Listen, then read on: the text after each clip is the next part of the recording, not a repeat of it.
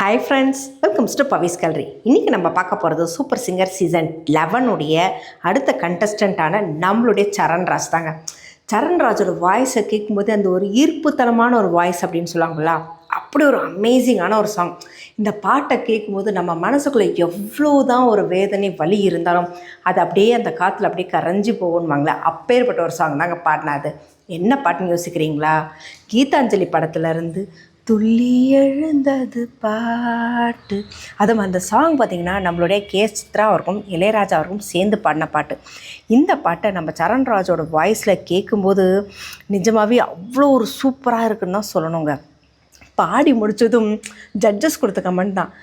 மிஷ்கின் அவர்கள் சொன்னது, ஆமாம் பாடிட்டு இருந்தேன், திடீர்னு ஸ்டேஜ்லேருந்து எதுக்கு நான் நடந்து வந்தேன், அப்புறம் பாதி தூரத்தில் எதுக்கு திரும்பி போனேன் அப்படின்னு. ஏன் நான் கையில் இருக்க வெள்ளை வாட்ச் கொடுப்பேன் அப்படின்னு நினச்சியா, இல்லை கொடுக்க மாட்டேன்னு நினச்சியா அப்படின்னு அவர் கலாய்ச்சதுக்கு, இல்லை சார் அப்படியெல்லாம் ஒன்றும் இல்லை, பட் ஆனால் என்ன அப்படின்னா, நீ போன 2 ரவுண்டில் பாடினதோட இந்த ரவுண்டில் உன்னோட பாடுறதோட பர்ஃபார்மன்ஸ் கம்மியாக தான் இருந்தது.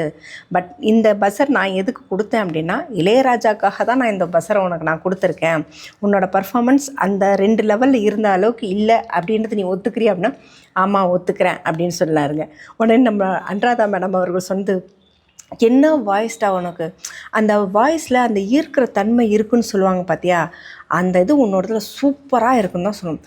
அப்படி ஒரு ஈர்ப்புத்தன்மை, அவ்வளோ அழகாக இருந்தேன். அந்த நான் தேனினும் ராசாத்தி, அந்த ராசாத்தியே நீ சொன்ன இடத்துல நான் விழுந்துட்டேன்டா, அப்படி இருந்துச்சு உன்னோட சாங், வேறு லெவல்.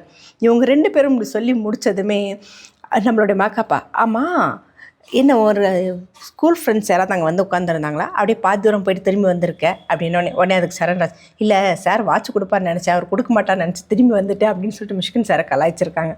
அடுத்ததாக நம்மளுடைய விஜய் ஆண்டனி அவர்கள் சொன்னது, நிஜமாகவே செம சூப்பரான ஒரு வாய்ஸ், வேறு லெவல்.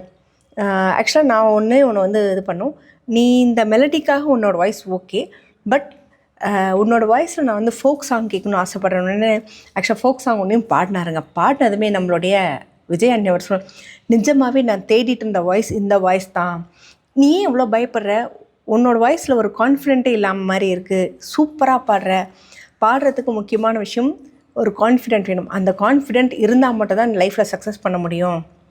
ஏன்னா இவ்வளோ திறமைகள் இருக்குது, ஆனால் நீ வந்து ரொம்ப கான்ஃபிடென்ட்டே இல்லாமல் இருக்க. நான்லாம் வந்து திருநெல்வேலி காலேஜில் படிக்கும்போது நான் இந்த மாதிரியெல்லாம் பாடுவேனா செய்வேனா அப்படின்றது எனக்கு அந்த டேலண்ட் இருக்கானே எனக்கு தெரியாது, பட் கான்ஃபிடென்ட் இருந்தது நான் லைஃப்பில் சக்ஸஸ் ஆவேன், பெரிய லெவலில் வருவேன்னு. ஸோ எனக்கு அந்த ஃபோக் சாங்கையும் நீ பாடி காமிச்சா, அந்த ஃபோக் சாங்க்காக தான் இந்த ஒரு பஸரே அப்படின்னு சொல்லிட்டு அந்த பஸரையும் வாங்கி, நிஜமாகவே என்னென்னா ஜட்ஜஸ் வந்து 2 பஸர் தான் கொடுத்தாங்க அப்படின்றத வருத்தத்தை மனசில் காட்டிக்க வச்சுக்கோ, வெளியில் காட்டிடாத அப்படின்னு சொல்லி மிஷ்கின்ஜி அவர்கள் சொன்னார்.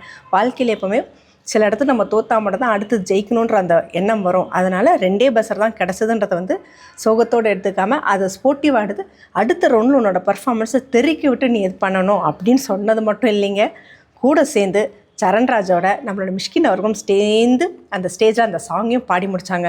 நிஜமாக 2 பேரும் வேறு லெவலில் தான் அந்த பாட்டை பாடி இருக்கிறது. ஸோ இந்த மாதிரி இன்ட்ரெஸ்டிங்கான அப்டேட்ஸ்க்கு உங்களோட கமெண்ட் பாக்ஸில் கொடுங்க.